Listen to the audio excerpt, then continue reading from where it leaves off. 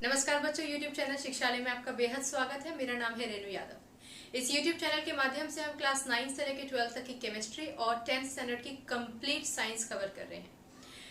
Chapter number first class 10th light में आज हम पढ़ेंगे कॉन्वेक्स मिरर का एक न्यूमेरिकल। ऑलराइट, अच्छा कॉन्वेक्स मिरर के बारे में पहले बात कर लेते हैं। आपको ध्यान है ना, हमारे पास एक ऐसा सर्कल था, है ना, जिसको हमने बीच में से डिवाइड कर दिया था और हम लोगों ने बोला था कि इसका भाई अपना एक सेंटर होगा।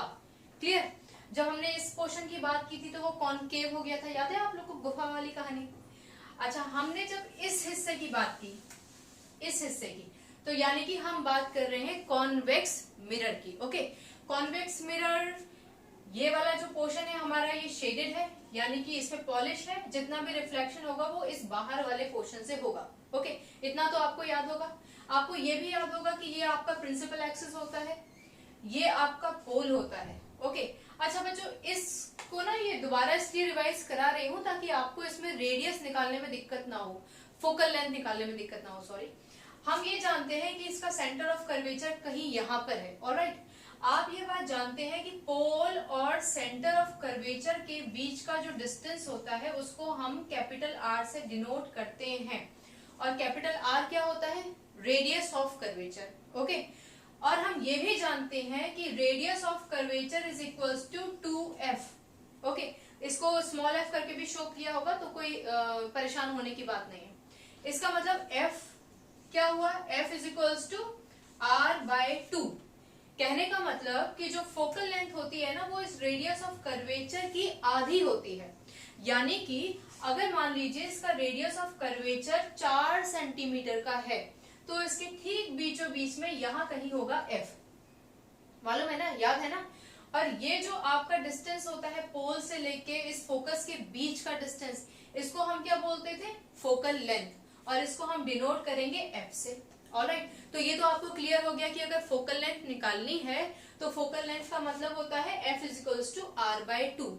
कुछ किताबों में f is equals to 1/2r भी दे रखा होगा, परेशान होने की बात नहीं है। Ultimately formula f is equals to r/2 ही बनेगा। ये क्लियर हो गया? ओके, अगर ये क्लियर हो गया तो अब हम क्वेश्चन की बात करते हैं। इसको हटा देते हैं और साइड में छोटा सा कॉन्वेक्स मिरर बना लेते हैं, हमारे क्वेश्चन सॉल्व करने में काम आएगा। ये रहा हमारा कॉन्वेक्स मिरर, ये वाला पोर्शन हमारा शेडेड है, अब आपको याद हो गया है। ये रहा हमारा सेंटर ऑफ कर्वेचर, ठीक, हमने अज्यूम कर लिया है। ये रहा हमारा पोल। ओके, इनके बीच का कोई डिस्टेंस है उसको हम f से डिनोट कर लेते हैं, जो उसका फोकस होगा। इतना क्लियर हो गया? अच्छा, अब हम इस क्वेश्चन की बात करते हैं। क्वेश्चन कह क्या रहा है? सबसे पहले जब आप सोल्यूशन करते हो ना, तो सबसे पहले आप लिखा करो गिवन। गिवन का मतलब होता है जो जो चीजें आपको क्वेश्चन में दे रखी हैं। ओके, क्या क्या दे रखा है आइए देखते हैं। ऑब्जेक्ट ऑफ 5 सेंटीमीटर हाइट, इसका मतलब ऑब्जेक्ट की जो हाइट है ना बच्चों, वो 5 सेंटीमीटर है। हम लोगों ने पुराने लेक्चर्स में डिस्कस किया था कि ऑब्जेक्ट की हाइट को आप HO से डिनोट कर सकते हो, H1 से भी डिनोट कर सकते हो और H' से भी डिनोट कर सकते हो। अलग अलग किताबों में अलग अलग दे रखा है। इन तीनों में से कोई भी आप एक चूज कर लीजिए। हम लोग H1 चूज कर लेते हैं। तो H1 कितना है हमारा? 5 सेंटीमीटर। इस place at a distance of 10 centimetre, इसका मतलब कि ये जो कॉन्वेक्स लेंस है ना, उससे 10 सेंटीमीटर की दूरी पर एक ऑब्जेक्ट रखा हुआ है। हम मान के चलते हैं कि यहाँ पे हमारा एक ऑब्जेक्ट रखा है। ओके बच्चों, ये हम इसको नाम भी दे देते हैं A और B। अच्छा, साइन कन्वेंशन याद है ना आप लोगों को? साइन कन्वेंशन क्या कहता था कि ये मान लो 0 है, या फिर ये मान के चलिए पोल से हम दूरी नाप रहे हैं, तो पोल से आप ऑपोजिट डायरेक्शन में जाओगे तो डिस्टेंस क्या होगा? नेगेटिव। इसका मतलब कि अगर कोई भी object 10 centimetre from the convex mirror इधर रखा है तो इसका मतलब जो दूरी है वो 10 सेंटीमीटर तो रहेगी लेकिन माइनस में रहेगी। ओके, अच्छा, ऑब्जेक्ट के डिस्टेंस को हम किससे डिनोट करते हैं? U से। तो U आपका कितना हो गया? -10 सेंटीमीटर। ओके, अब आगे बढ़ते हैं। रेडियस ऑफ कर्वेचर 30 सेंटीमीटर है। अच्छा, रेडियस ऑफ कर्वेचर 30 सेंटीमीटर है, यानी कि पोल से लेके यहाँ तक की जो दूरी है जिसको हम R से डिनोट करते हैं वो है हमारा 30 सेंटीमीटर, यानी कि R is equals to 30 centimetre. इसको थोड़ा सा पॉज देते हैं, यहां आ जाते हैं। ये क्या है? Sign convention. ये क्या है? जीरो। ओके, अगर मैं इसको ये मिरर मान लूं तो ये क्या हो जाएगा? पोल। क्लियर? तो पोल से अगर हम राइट डायरेक्शन में जाते हैं तो, या फिर साइन कन्वेंशन के हिसाब से अगर हम जीरो से राइट डायरेक्शन में जाते हैं तो हम पॉजिटिव लेते हैं वैल्यू। क्लियर हो गई बात? इसका मतलब सेंटर ऑफ कर्वेचर कितना है? 30 सेंटीमीटर, वो भी प्लस 30 सेंटीमीटर। अच्छा, प्लस 30 सेंटीमीटर है तो प्लस लगा के दिखाने की कोई स्पेशल जरूरत नहीं है, 30 सेंटीमीटर मतलब प्लस है। ओके, पर फॉर्मूला जो होता है ना बच्चों हमारा 1/v plus 1/u equals to 1/f, उसमें r तो कहीं आता नहीं है, इसका मतलब हमें f निकालना है। वी नो दैट, आप लिख दो, बहुत बढ़िया अगर आप लिख दो तो, वी नो दैट, आप कुछ भी लिख सकते हो, f is equals to r/2, ये भी लिख सकते हो, या फिर आप ये भी लिख सकते हो, we know that r is equals to 2f, so f is equals to r/2। आप डायरेक्टली भी लगा सकते हो फॉर्मूला, आप ऐसे भी लगा सकते हो। क्लियर? ओके, आप इसको स्मॉल f भी शो कर सकते हैं, कोई हर्ज नहीं है। कई बुक्स में कैपिटल F, कई बुक्स में स्मॉल f भी दे रखा है। ओके, तो f is equals to r/2, इसका मतलब f कितना हो गया? r की वैल्यू कितनी है? 30 सेंटीमीटर, तो 30/2 इज इक्वल्स टू 15। ओके बच्चों, यानी कि फोकस आपके पास कितना हो गया? 15 सेंटीमीटर। ऑलराइट, इसको हटा देती हूँ, अब इसकी शायद जरूरत नहीं पड़ेगी। तो आपके पास f हो गया बच्चों 15 ओके सेंटीमीटर। ऑलराइट, अब पूछ क्या रहे हैं? नेचर बताओ। भाई नेचर तो इमेज कहाँ बनेगी उससे पता चल जाएगा। पोजीशन बताओ और साइज बताओ। ओके, पोजीशन किसकी बतानी है? इमेज की, यानी कि v हमारे पास क्या है?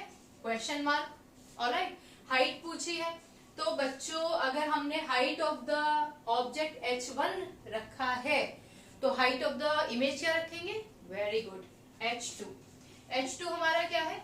अभी नहीं मालूम है। अच्छा, यहाँ पर ना एक छोटी सी बात और याद दिला देती हूँ आपको। हाइट ऑफ द इमेज हम hi, h डैश और h2 करके भी डिनोट कर सकते हैं। क्लियर? क्योंकि ऑब्जेक्ट जो है हमने किस किस से दिखाया था? h1 से, h से, या फिर ho, मतलब हाइट ऑफ द ऑब्जेक्ट। तो अगर ऑब्जेक्ट को हम इन तीन से दिखा सकते हैं तो हाइट को हम इससे दिखा सकते हैं।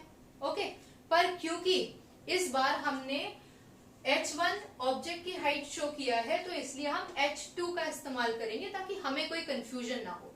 ये तीनों बच्चों इसलिए बता दिए क्योंकि कुछ किताबों में दे रखे होंगे तो आप कंफ्यूज ना हो जाए इसको लेके। ओके, इसको हटा देते हैं। तो h2 भी भाई बच्चों हमें नहीं मालूम है, कोई प्रॉब्लम नहीं। अब हम आते हैं अपने सोल्यूशन पर, मुख्य सोल्यूशन पर। According to the mirror formula, according to the mirror formula, अब मिरर फॉर्मूला के हिसाब से क्या है बच्चों? मेरे पास तो देखो जगह की कमी है, इसलिए मुझे ये मिटाना पड़ेगा। आप तो अपनी कॉपी में एक खट्टा लिखते चले जाओगे। क्लियर? तो इसको हटा देते हैं ना बच्चों, इसको हटा देते हैं और हम इसको भी हटा देती हूँ, यहां से लिख लेते हैं 1/v plus 1/u is equals to 1/f। इतना तो मालूम है ना? अच्छा, 1/v तो हमें मालूम ही नहीं है, क्वेश्चन मार्क था, याद है आपको? प्लस 1/u, u हमारा कितना है? 10 सेंटीमीटर। अब क्योंकि कॉन्वेक्स के इधर है, कॉन्वेक्स मिरर के इधर है, मतलब नेगेटिव में, तो आपका u कितना हो गया? -10 plus 1 equals to 1/f। f कितना निकाला था हमने? 30/2 is equals to 15। Very good, 15। Okay, simple math से कैलकुलेट कर लेते हैं। 1/v को यहीं छोड़ देते हैं, इक्वल्स टू 1/15। बच्चों ये माइनस में है ना, उधर लेकर जाएंगे तो क्या होगा? Obviously positive, 1/10। ओके, अच्छा एलसीएम निकाल लेते हैं।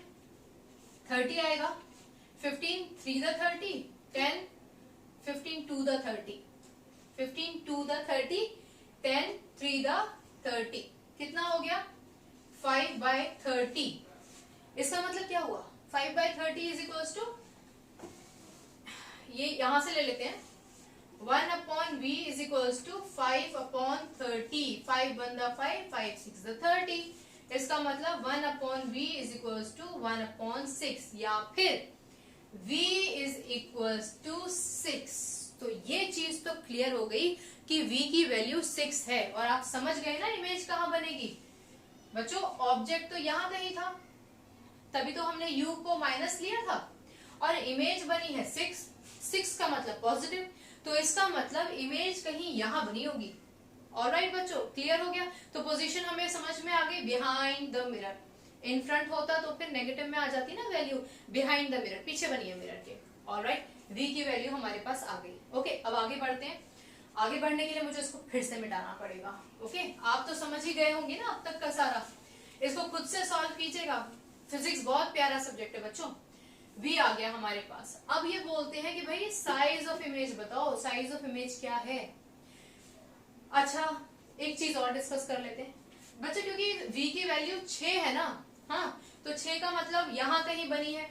अच्छा, यहाँ बनी है तो इसका मतलब क्या होगा, वर्चुअल और क्या होगा, इरेक्ट। Very good. तो नेचर आ गया भाई वर्चुअल और इरेक्ट, पोजीशन आ गई बिहाइंड द मिरर। अब बात करते हैं साइज की। आपको मालूम है कि साइज मतलब मैग्निफिकेशन। ओके, तो इसका मतलब m is equals to minus v upon u, formula है। तो m is equals to minus, अच्छा v की वैल्यू कितनी है 6 अपॉन u। ओके, वैल्यूज लगा देते हैं। m is equals to minus, बच्चों ये फॉर्मूले का माइनस है, 6 के साथ कोई माइनस नहीं था, माइनस 6 अपॉन u कितना था, u था हमारा 10 सेंटीमीटर।